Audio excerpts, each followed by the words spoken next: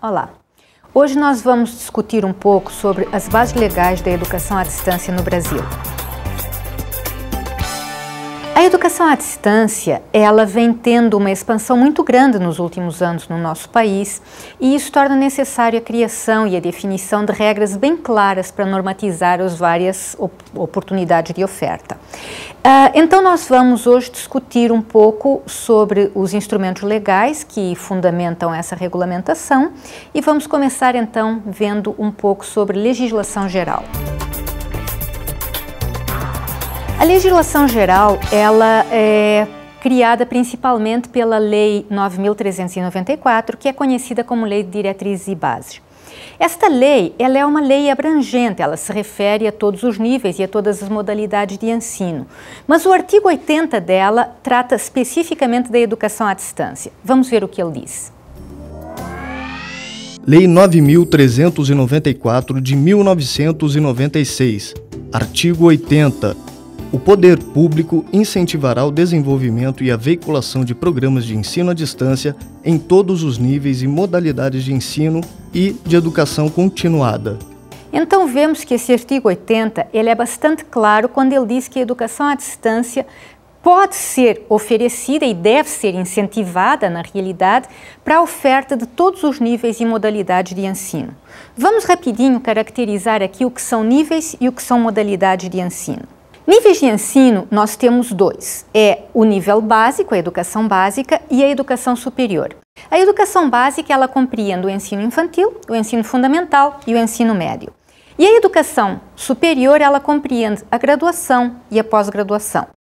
Já quando a gente se refere a modalidades de ensino, nós temos aqui a educação de jovens e adultos, nós temos a educação especial, ou seja, aquela educação voltada para os portadores de necessidades especiais.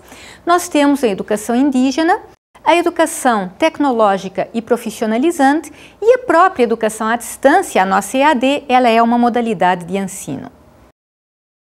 Aqui, nós temos dentro desse artigo, nós temos vários parágrafos e incisos que se referem às condições em que essa educação à distância pode ser ofertada. Então, embora ela possa ser oferecida para todos os níveis, é necessário que algumas regras, algumas normas sejam seguidas, como, por exemplo, o credenciamento e a autorização para a oferta de cursos. E aqui nós temos um primeiro problema nesta nossa legislação.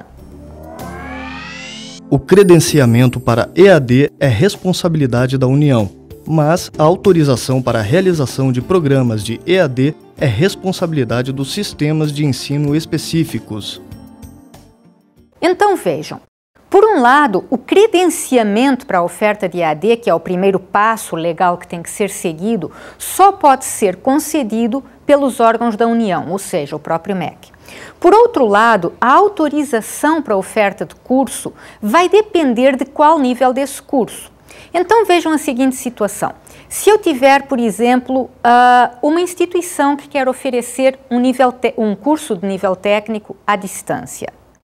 Ora, primeiro essa instituição terá que fazer o pedido de credenciamento para a oferta de EAD e, como nós vimos, esse pedido de credenciamento tem que ser submetido ao MEC. Por outro lado, o curso que essa instituição quer oferecer é um curso de nível técnico. Então, se é um curso de nível técnico, esse pedido de autorização tem que ser submetido aos órgãos do Sistema Estadual de Ensino, porque um curso de nível técnico é de nível intermediário. Então, nós podemos ter a seguinte situação conflitante. As exigências do MEC para credenciamento podem ser atendidas e a nossa instituição conseguiu ser credenciada. Por outro lado, a análise do curso que ela submeteu aos órgãos estaduais não foi favorável. Então, o curso como um todo, a proposta do curso, foi recusada, foi negada a autorização para a oferta daquele determinado curso. Então, nós temos a seguinte situação. A nossa instituição está credenciada, mas ela não tem um curso para oferecer. A situação inversa também pode ocorrer, ou seja, ela pode conseguir ter o seu curso aprovado no sistema estadual, tá? Nos órgãos do sistema estadual, mas por outro lado ter falhado em atender os critérios exigidos pelo MEC para o credenciamento para a EAD. Em qualquer uma das duas situações nós temos um desperdício de esforços, nós temos uma situação em que ou a instituição está credenciada e não tem curso a oferecer, ou nós temos um curso autorizado e nenhuma instituição credenciada para a sua oferta.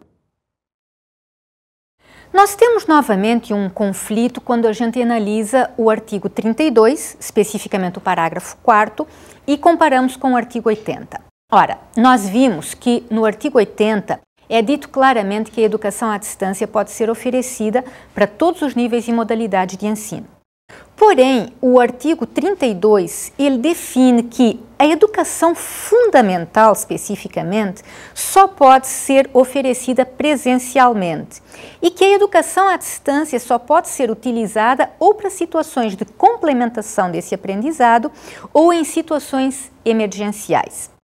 Então vejam que aqui nós temos realmente um conflito caracterizado, porque o 80 é abrangente, ele é um artigo bastante amplo, bastante permissivo, os seus vários parágrafos se referem a condições em que a educação à distância pode ser ofertada, mas ele não tem nenhum caráter restritivo.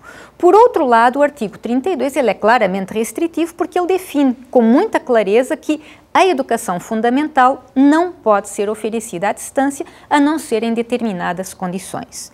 Isto aqui cria um pouco de incerteza por parte das instituições, porque, enfim, é considerado restritivo esse aspecto e que cria algumas dificuldades para essa oferta.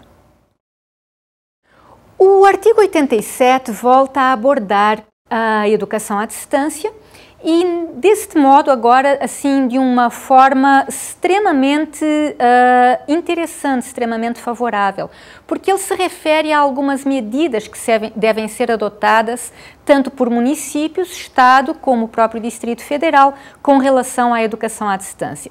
Vamos ver o